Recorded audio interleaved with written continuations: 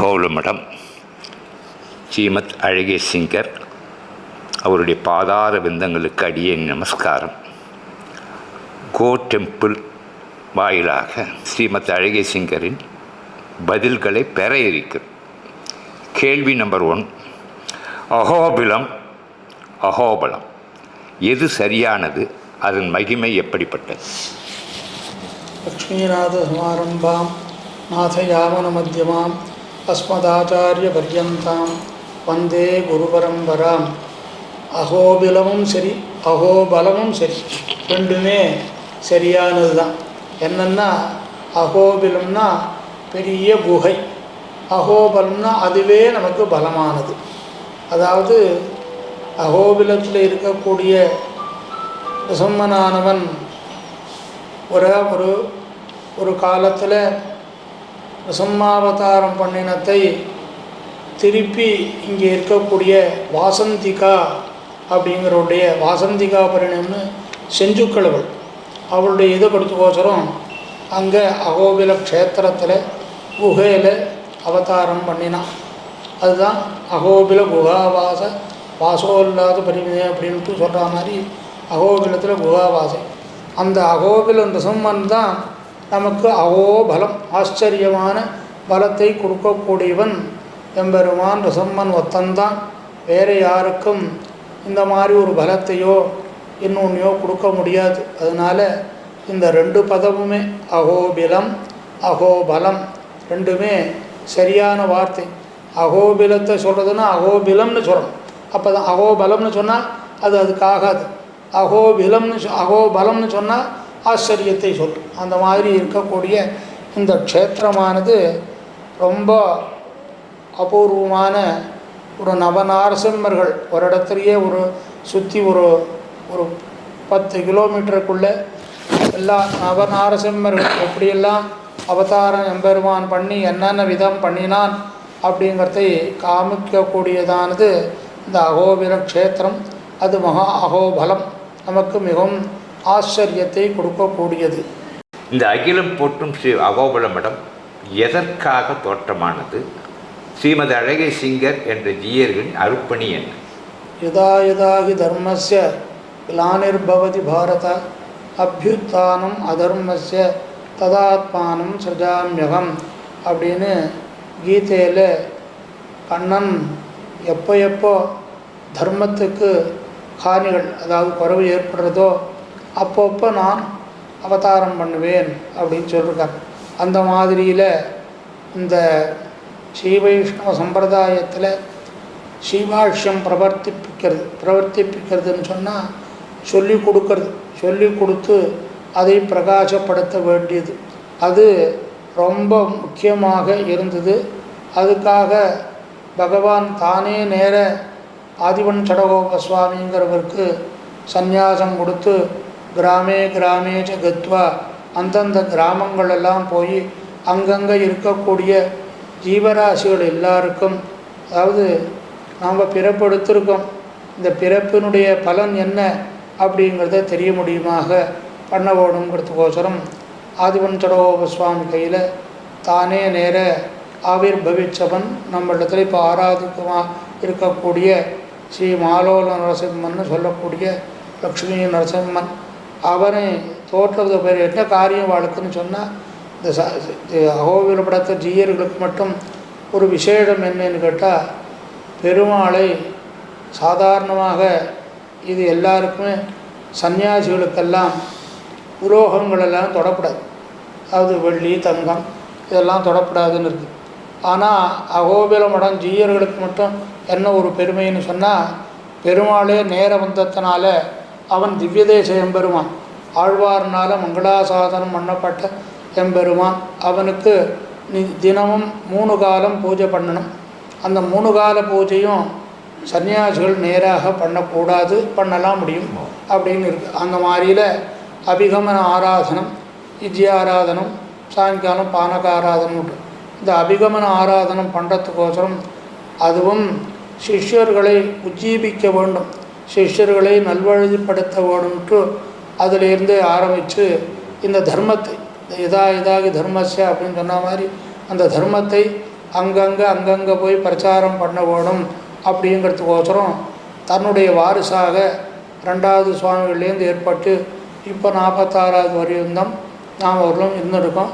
நம்மளுடைய பணி என்னன்னு கேட்டால் அவனுடைய திருவாராதனமும் சிஷ்யர்களை உஜ்ஜீவிக்கக்கூடிய பஞ்சசம்ஸ்காராதிகள் சரணாகதிகள் இதெல்லாம் பண்ணி கொடுத்தும் அதே கண்டு அதோடு இல்லாத தர்மம் வர வர ரொம்ப க்ஷீணித்து போகிறது. அது க்ஷீணிக்காத இருக்கிறதுக்கோசரம் அந்த தர்மத்தையும் காப்பாற்றுறதுக்கோசரம்தான் இந்த மடமானது அதாவது நேராக மாலோலனாலேயே ஸ்தாபிக்கப்பட்டது. அது ஸ்ரீ வைணவம் அதோட தொடக்கம் எப்போ, எதற்காக, எங்கே? எந்த ஒரு இதுவும் புதுசாக தொடங்கலை, எல்லாம் பழசு தான். அதாவது எம்பெருமான் எப்போ அவதரித்தான் தெரியாது. எம்பெருமான் அனாதி நிதனம் அப்படின்னு ஆதியும் இல்லை அந்தமும் இல்லை மத்தியமும் இல்லாத இருக்கக்கூடியவன் எம்பெருமான். அவன் எப்போ அவதரித்தான் தெரியாது.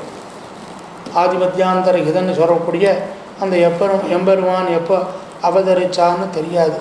அப்போவே ஸ்ரீவைஷ்ணவம் அப்படிங்கிறது வந்தது. ஸ்ரீவைஷ்ணவம்னு சொன்னால் என்னன்னு கேட்டால், ஒரு பதிவிரதா ஸ்திரீ, ஒரு கல்யாணம் ஆன பொம்மண்டாட்டியானவள் தன் பர்த்தாவை தவிர புருஷனை தவிர வேறு யாரையும் ஏறெடுத்து பார்க்க மாட்டாள். அந்த மாதிரி எம்பெருமான் ஒத்தனே நமக்கு சரணம் அடையக்கூடிய தகுந்தவன், அவனை தவிர வேறு எதுவும் கிடையாது அப்படின்னு சொல்கிறது தான் ஸ்ரீ வைஷ்ணவங்கிறது. வைஷ்ணவம்னா வெறும் வைஷ்ணவம்னு சொன்னால் விஷ்ணு சம்பந்தம். ஸ்ரீ வைஷ்ணவம்னு சொன்னால் பிராட்டியோட கூடின பெருமாளுக்கு தான் விசேஷம். பெருமாள் கேவலம் பெருமாளுக்கு மட்டும் இல்லாத பிராட்டியோட கூடியிருந்த பெருமாளுக்கு தான் விசேஷம். அது எப்போ தொடங்கப்பட்டதுன்னு யாராலையும் சொல்ல முடியாது.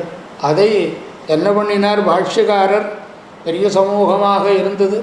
அதாவது வேதாந்த விஷயம்னு சொல்லக்கூடிய ஸ்ரீபாஷ்யம் பிரம்மசூத்திரம்னு சொல்லக்கூடியது, அதை ஒரு வரிசைப்படுத்தி அதில் ஒரு நிச்சயமாக நாம் தைரியமாக சொல்லலாம். வேதத்தில் சொல்லப்பட்ட மந்திரங்களுக்கு நேரான அர்த்தத்தை சொல்லக்கூடியது ஸ்ரீ வைஷ்ணவம். அது எப்போ வேதம் ஆரம்பித்தது தெரியாது. வேதம் எப்போ ஆரம்பித்ததோ அப்போ இந்த ஸ்ரீ வைஷ்ணவம் இருக்குது. வேதம் என்னைக்கு பகவான் எப்போ உண்டானான் அதுவும் தெரியாது. என்றைக்கு பகவான் உண்டானானோ அன்றைக்கி இந்த வைஷ்ணவம் உண்டானது.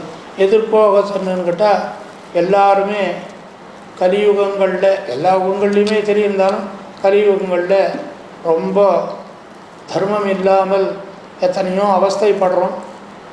கீதையில் ஞான யோகம், பக்தி யோகம், கர்மயோகம் இதெல்லாம் பண்ணணும்னு கீதாச்சாரியன் சொன்னான். நமக்கு பக்தி யோகம் பண்ணுறதுக்கு அவகாசம் இருக்குதா? இல்லை. பக்தி இதை ஞான யோகம் பண்ணுவோமா அப்படின்னு சொன்னால், அது பக்தி யோகம் பண்ணான்னா ஞான யோகம் பண்ணணும், கர்மயோகம் பண்ணணும், கர்மயோகம் பண்ணுறது இப்படி இல்லை. நாம் எப்படி இந்த சம்சாரமாகிற ஒரு சமுத்திரத்திலேருந்து ஏதாவது ஒரு வழி வேணுமே சொன்னால் அதுக்கு எம்பெருமானை அறிய வேணும் அப்படின்னு சொல்கிறதுக்கோசம் தான் இந்த இதமானது ஸ்ரீவைஷ்ணவானது உண்டானது. அது எப்போ உண்டாதுன்னு சொல்ல முடியாது. ஆனால் இருந்ததை அதாவது ஒரு உதாரணமாக சொல்லணும்னா, இப்போ வேத மந்திரங்கள்லாம் இருக்குது. இந்த மந்திரங்களுக்கெல்லாம் ஒவ்வொரு ரிஷிகள் சொல்கிறோம். நம்ம எல்லாத்துக்கும் எல்லா ரிஷிகளும் சொல்கிறோம். அந்த ரிஷிகள் அப்படின்னா அந்த மந்திரத்துக்கு அவள் சொன்னாளா அப்படின்னா இல்லை. அவள் மந்திரத்தை பார்த்தா தன்னுடைய தபஸுனால் இப்படி தபஸ் பண்ணிட்டுருக்கிற போது இந்த மந்திரம் அவளுக்கு தோணிது, உடனே சிஷ்யனுக்கு சொல்லிச்சான். அதனால் அப்படி வந்ததுனால இந்த ஸ்ரீவைஷ்ணவம் என்னைக்கு வந்ததுன்னு தெரியாது, எதுக்கோசரம் வந்ததுன்னு சொல்ல முடியாது. ஏன்னா எம்பெருமானை தான் தெரிஞ்சுக்க வேணும் அப்படின்னு சொல்கிறதுக்கோசரம் இந்த ஸ்ரீவைஷ்ணவ சம்பிரதாயமானது வந்தது. அழகிசிங்க சாய்க்கும் போது பர்த்தான்னு, இந்த பெண்களுக்கு பர்த்தா கணவனா அந்த கலியுக பெருமானா, ஆண் பர்த்தான்னு சொல்கிறாள். அதாவது எல்லோருக்குமே உலகத்தில் இருக்கக்கூடிய மொத்த ஜீவராசிகளுக்கும் பர்த்தா புருஷன்னு சொல்லக்கூடியவன் எம்பெருமான் ஒத்தம்தான், வேறு யாரும் கிடையாது.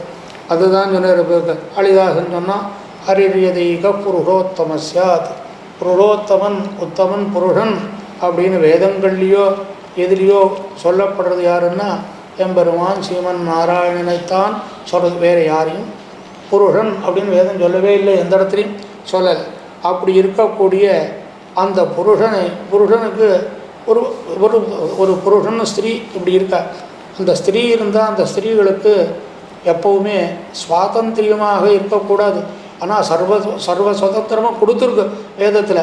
ஆனால் சுவாதந்திரியமாக இருக்க முடியாது அப்படிங்கிறதுக்கோசரம் அந்த சின்ன பொண்ணாக இருந்தால் அது கல்யாணம் பண்ணி கொடுக்கணும். கல்யாணம் பண்ணி கொடுத்ததுக்கு பிறகு சகலமும் புருஷன்தான், வேறு யாரும் எதுவும் கிடையாது. ஏதாவது ஒன்று வேணும்னா அவள் யார்கிட்ட கேட்க முடியும்? அவன்கிட்ட தான் கேட்கலாம். பர்த்தானா புருஷன், அவனிடத்தெல்லாம் கேட்கலாம். அந்த மாதிரி மறந்தும் புறந்தொழா மாந்தர் அப்படின்னு ஆழ்வார் சாதிச்சிருக்கார். அந்த மாதிரியில் மறந்து கூட எம்பெருமானை தவிர்த்து வேறு யாரையும் போய் சேவிக்காது இருக்கக்கூடியவள் அவள் சேவிக்கக்கூடியது தான். அவன்தான் பர்த்தா புருஷன் அப்படின்னு நினைக்கிறவள் தான் பதிவுபடுது பர்த்தா அப்படின்னு சொல்கிறது. ஸ்ரீவைணம் அவன் கடைபிடிக்க வேண்டிய நற்பண்புகள் என்ன, கடைபிடிக்க கூடாத செயல்கள் என்ன? அதாவது ஸ்ரீ வைஷ்ணவன் அப்படின்னு சொன்னாலே எப்போவுமே புறத்தியாரிடத்துல தோஷத்தை பார்க்காது இருக்கக்கூடியவன். என்ன தோஷமாக இருந்தாலும் கூட அதை குணமாக ஏற்றுக்கொள்ளக்கூடிய பக்குவம். அதாவது அவன் தப்பு பண்ணினாலும் கூட அது தப்பு இல்லை, அதை சரி பண்ணியிருக்கான் அப்படின்னு ஏற்றுக்கணுமே தவிர அதில் தோஷம் சொல்லி அதனால் அவனுடைய ஒரு சிரமங்கள், அவனுக்கு இதனால் ஒரு சிரமங்கள் ஏற்பட்டால் அதனுடைய பாபங்கள்லாம் இருக்குது. அதனால் என்ன நெறிமுறைன்னா நிச்சயமாக யாரையும் தோஷம் சொல்லக்கூடாது, பிரத்தியார்த்தத்தில் தோஷம் சொல்லக்கூடாது. ரெண்டாவது என்னன்னு கேட்டால்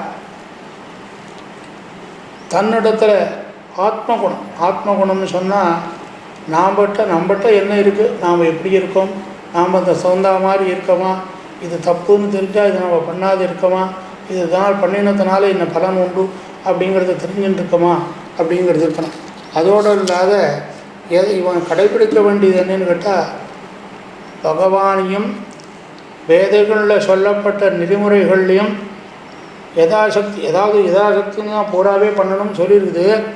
ஆனால் கலியுகத்தில் எவ்வளோ முடியாதுங்கிறதெல்லாம் சொல்கிறதுனால அதை யதாசக்தி பண்ணலாம், பண்ணாத மட்டும் இருக்கக்கூடாது. பண்ணாமல் பண்ணினா புண்ணியங்கள் உண்டா தெரியாது, அது அப்புறம் சொல்லு. பண்ணாத போனால் பாபங்கள் உண்டு நிச்சயம். நற்பண்புகள் என்னென்னு கேட்டால் இவனத்தில் எப்போவுமே பகவத் அபச்சாரம் கூடாது. அது அசஹ்யமான ஒரு அபச்சாரம். அசஹ்யம்னா பொறுக்க முடியாது. பெருமாளிடத்தில் சுவாமி தேசிகன் சாதிக்கிறார், ஒருத்தன் ஒரு பாகவதன் இன்னொரு பாகவதனிடத்தில் அவன் தன்னை பற்றி தப்பாக பேசிவிட்டான் அப்படின்னு இவன் நினச்சாலே கூட அதுக்கு பாபம், அதுக்கு பிராயஷ்டம் அவன் தான் சொல்லணும் அப்படின்னு சொல்கிறது. அந்த மாதிரி இருக்கக்கூடிய நிச்சயமாக சர்வ காலத்திலையும் எப்போவுமே யாரிடத்துலையுமே கூட எந்த விஷயத்திலையும் அபச்சாரப்படக்கூடாது. பகவத் அபச்சாரம் பெருமாளிடத்தில் அபச்சாரப்பட்டால் கூட பொறுத்துக்கும், விடக்கூடாது, அங்கேயும் விடக்கூடாது தீர்மானம். அப்படி பண்ணால் கூட எம்பெருமான் பொறுத்துக்கும். நான் பாகவத அபச்சாரத்தை அசஹ்யம்னா பொறுக்க முடியாத ஒரு அபச்சாரம், அந்த அபச்சாரத்தை பண்ணக்கூடாது. அப்படி அபச்சாரம் பண்ணிவிட்டதாக அப்படி நம்ம ஒருத்தர் நினச்சி விட்டான்னா அவளிடத்துல போய் சேவித்து நான் என்ன அபச்சாரம் பண்ணினேனோ தெரியாது, இந்த அபராதான் க்ஷமஸ்வா அப்படின்னு சொல்லி அவளிடத்துல சேவிச்சுட்டு வந்துவிட்டான்னா தான் அதுக்கு பலன் ஏற்படுமே தவிர இல்லாத போனால் இவனுக்கு பிராயசித்தம் ஒன்றும் பண்ண முடியாது. அதுதான் பாகவத அபச்சாரம் தான் ரொம்ப பொறுக்க முடியாத அபச்சாரம். அதை கடைபிடிக்கணும். இந்த அபச்சாரங்களில் பல விதங்கள் சொல்லியிருக்கார். ஒருத்தர் வரும்போது ஒருத்தர் உபகாரம் பண்ணுற போது நம்மால் பண்ண முடியாது. பிரத்தியானம் பண்ணுற போது எதுக்கு அவனுக்கு இவ்வளோ கொடுக்காத, இன்னொன்று பண்ணாது, அத்தை பண்ணாது இத்தை பண்ணாதுன்னு சொல்கிறானோ இல்லையோ, அதுவே அபச்சாரம் தான். அது பாட்டு பெரிய அவனுக்கெல்லாம் தெரிஞ்சு கொடுத்தோ அப்படின்லாம் கேட்குறானோ இல்லையோ, அந்த மாதிரியெல்லாம் ஒரு கேள்விகள் கேட்டாலுமே பாகவத அபச்சாரம். அந்த பாகவத அபச்சாரத்துக்கு திருப்பி எம்பெருமானோ இந்த எந்த பாகவதன்ட்டு அபச்சாரப்பட்டானோ, எம்பெருமான் கூட இல்லை, எந்த பாகவதன்ட்டு அபச்சாரப்பட்டானோ அந்த பாகவதனே அப்பா நீ பண்ணது தப்பு இல்லை அப்படின்னு சொன்னால் தான் போகுமே தவிர, அதனால தான் ரொம்ப ஜாக்கிரதையாக இருக்கணும். அதனால் அது பண்ணக்கூடாது. அதான் சொன்னேன், சின்ன விஷயமா ஒன்றுமே இல்லை. இப்போ உட்காந்துருக்கிற போது கூட என்ன பண்ணார், அவருக்கு என்ன தெரியும், இன்னொன்று ஒரு வார்த்தை சொல்லக்கூடாது. எந்த வார்த்தையும் யாரிடத்துல எந்த புத்தில் எந்த பாம்பு இருக்குன்னு சொல்லுவாங்க. அந்த மாதிரி யாரிடத்துல என்ன விஷயம் இருக்குது, என்ன இருக்குது, வாலாதவி சுகாதவி, ஒரு சின்ன குழந்தைகள் சொன்னால் கூட அந்த வார்த்தைகளில் நல்லதாக இருக்கலாமோ அப்படின்னு நாம் நினைக்கலாமே தவிர இந்த குழந்தைன்னு சொன்னது அலட்சியம் பண்ணால் கூட அது கூட பாகவத அவதாரம் தான், அது பண்ணக்கூடாது.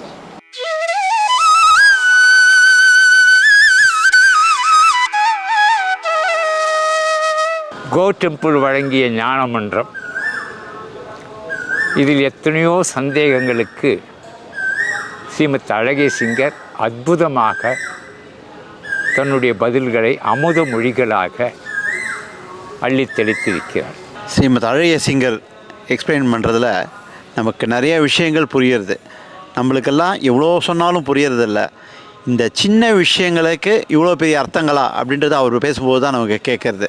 அது வரைக்கும் நமக்கு அந்த மாதிரி சின்ன சின்ன விஷயங்களாக நாங்கள் நினைக்கிறோம். அற்ப விஷயங்கள் என்று நினைப்பதற்கு அழகேசிங்கர் அற்புதமான எக்ஸ்ப்ளனேஷன்ஸ் கொடுக்குறாரு. அதெல்லாம் நம்மளால் வாழ்க்கையில் நினச்சி கூட பார்க்க முடியாதில்ல. இந்த மாதிரி அற்புதமான அனுபவங்களுக்கு கிடைக்கிறதுக்கு எல்லோரும் கண்டிப்பாக இந்த மாதிரி ஒரு இந்த ஆப்பர்ச்சுனிட்டி ஃபஸ்ட்டு இப்போது கோ டெம்பிள் கொடுத்தது எனக்கு ரொம்ப சந்தோஷமாக இருக்குது. என்னாலையும் ஐ எம் ஏபிள் டு இதுலேருந்து கொஞ்சம் என்னால் எடுக்க முடிஞ்சது. சிலது இப்போ சிறுதுளி பெருவெள்ளம்ன்ற மாதிரி கொஞ்சம் கொஞ்சமாக எடுக்கிறதுக்கு நம்மள மாதிரி எல்லா பக்தர்களும் ஆப்தர்களும் எடுத்துக்கணும்னு ஆசைப்பட்றேன். எத்தனையோ மகான்கள் இந்த ஞான பூமியிலே, அத்தனை பேருக்கும் எங்கள் வணக்கங்கள். ஞானமன்றத்தில் பல மகான்கள் அமைந்தருள இருக்கின்றனர். மகான்களுடைய வார்த்தைகள் எப்பொழுதுமே நமது வாழ்க்கைக்கு வழிகாட்டி என்பதை எவரும் மறக்கக்கூடாது. அப்படிப்பட்ட வழிகாட்டி மகான்களை, ஆச்சாரியர்களை, குருமார்களை இந்த கோ டெம்பிள்